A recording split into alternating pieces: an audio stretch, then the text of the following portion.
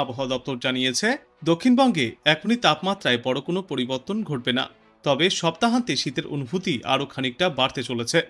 আজ কলকাতা এবং পার্শ্ববর্তী এলাকাগুলিতে সর্বাধিক তাপমাত্রা থাকবে 30 ডিগ্রি সেলসিয়াসের আশেপাশে এবং সর্বনিম্ন তাপমাত্রা থাকবে 22 ডিগ্রি সেলসিয়াসের আশেপাশে।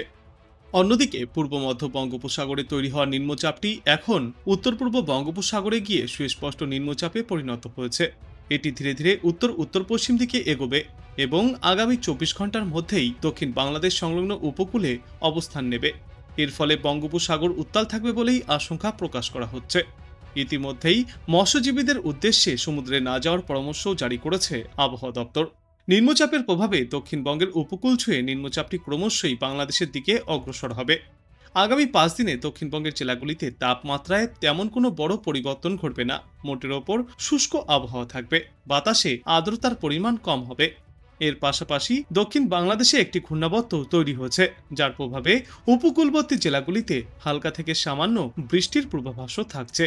উত্তরবঙ্গে আপাতত কোথাও কোনো বৃষ্টির সম্ভাবনা নেই, তবে আগামী 2 দিনে সর্বনিম্ন তাপমাত্রা সামান্য কমতে পারে। ফলে রাতে ও সকালে শীতের অনুভূতি বাড়বে। বিশেষ করে উত্তরবঙ্গের পাহাড়ি অঞ্চলগুলিতে ঠান্ডা বাড়বে।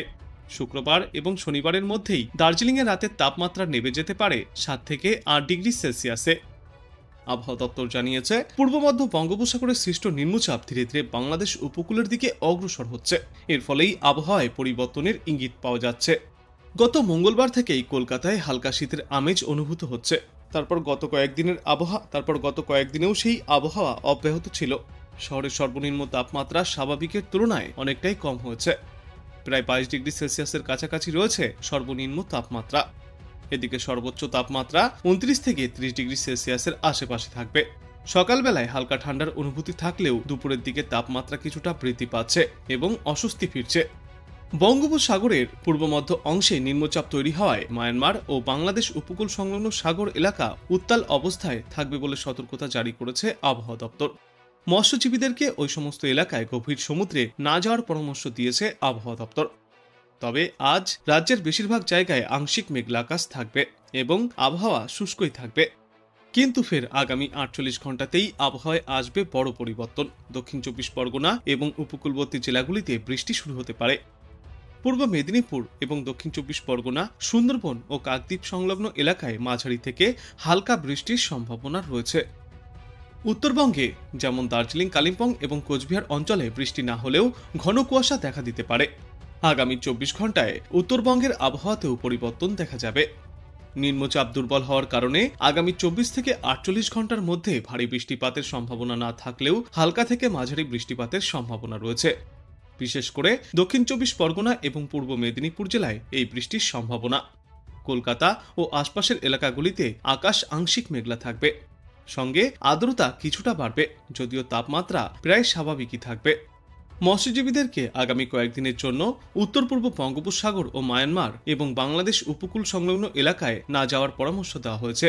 আর যারা ইতিমধ্যেই গভীর সমুদ্রে রয়েছেন তাদেরকে যত তাড়াতাড়ি সম্ভব উপকূলে ফিরে আসার নির্দেশও দেওয়া হয়েছে। ঘূর্ণিঝড় মন্থা, নিম্নচাপ এবং ঘূর্ণাবর্তের প্রভাব কাটিয়ে শীতের অপেক্ষায় এখন বাংলাবাসী। যদিও নভেম্বরের শীত আসার সম্ভাবনা তেমন নেই বলেই জানিয়েছেন বিশেষজ্ঞরা। উল্টে নিম্নচাপের প্রভাবে রাতের দিকে শীর্ষানি ঠান্ডা ভাবও আগামী কয়েকদিনে কিছুটা কম থাকবে। আজ দিনের আকাশ মূলত পরিষ্কার থাকবে। সর্বোচ্চ এবং সর্বনিম্ন তাপমাত্রা যথাক্রমে 30 থেকে 22 ডিগ্রি সেলসিয়াসের মধ্যেই ঘোরাফেরা করবে। আজ বৃষ্টির সম্ভাবনাও রয়েছে বাংলার কয়েকটি এলাকায়, যার মধ্যে রয়েছে 24 পরগনা এবং পূর্ব মেদিনীপুর জেলা। এরপর আগামীকাল থেকে হালকা বৃষ্টিপাত হতে পারে দক্ষিণ 24 পরগনা, উত্তর 24 পরগনা এবং পূর্ব মেদিনীপুর জেলায়। তবে এই সময়ে তাপমাত্রায় বিশেষ কোনো হেরফের ঘটবে না। সুতরাং আপাতত ঠান্ডা গরম আবহাওয়ায় থাকবে গোটা দক্ষিণবঙ্গ জুড়ে। অন্যদিকে উত্তরবঙ্গের কোথাও আপাতত কোনো বৃষ্টির সম্ভাবনা নেই। মোটামুটি শুষ্ক আবহাওয়ায় থাকবে উত্তরের জেলাগুলিতে। দার্জিলিং এবং কালিম্পংয়ের মতো পার্বত্য এলাকায় রাতে ও ভোরের দিকে কুয়াশার আস্তরণ বাড়বে, কিন্তু এই মুহূর্তেই পারদ পতনেরও তেমন কোনো পূর্বাভাস নেই। বিশেষজ্ঞরা জানিয়েছেন, পূর্ব মধ্য বঙ্গোপসাগর ও মায়ানমার উপকূল সংলগ্ন এলাকায় যে নিম্নচাপ অঞ্চলটি তৈরি হয়েছে তা ক্রমশই উত্তর উত্তর পশ্চিম দিকে এগিয়ে যাবে। এর প্রভাব সরাসরি বাংলায় না পড়লেও বাতাসে জলীয়বাষ্পের পরিমাণ ফের কিছুটা বাড়তে চলেছে। ফলে হালকা শীতের যে আমেজ রয়েছে তা ফের কিছুদিনের জন্য গায়েব হয়ে যেতে পারে।